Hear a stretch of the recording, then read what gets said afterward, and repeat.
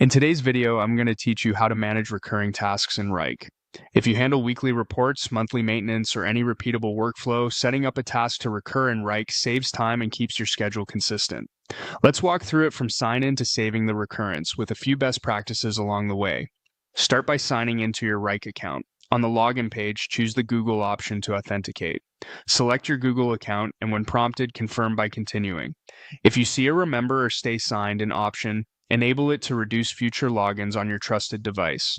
If you're on a shared or public computer, leave that off for security. Once you're in your workspace, navigate to the project or folder where your task lives. Open the project so you can see the task list, then select the specific task you want to make recurring. This is a great moment to review the task's title, description, assignees, dates, and any attachments.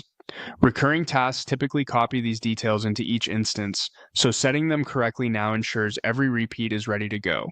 With the task open in the Detail pane, go to the three-dot menu in the upper right corner. From that menu, choose Make Recurrence. Wrike will open the recurrence settings for this task. Here's where you choose how often it repeats. Pick the frequency that matches your workflow, daily, weekly, monthly, or custom. If it's weekly, specify the exact days. If it's monthly, decide whether it repeats by date or by a weekday pattern, like the first Monday. Set the start date so the schedule begins when you need it to.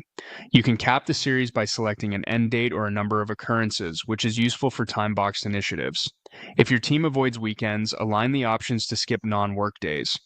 Also consider your team's time zone so due dates land when people actually work.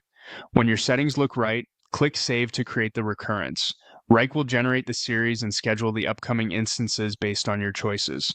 A couple of tips as you move forward. If you need to change the pattern later, open any occurrence, return to the three-dot menu, and adjust the recurrence settings for the whole series. If you only tweak one occurrence, like shifting a single due date, that change applies just to that instance, not the entire schedule.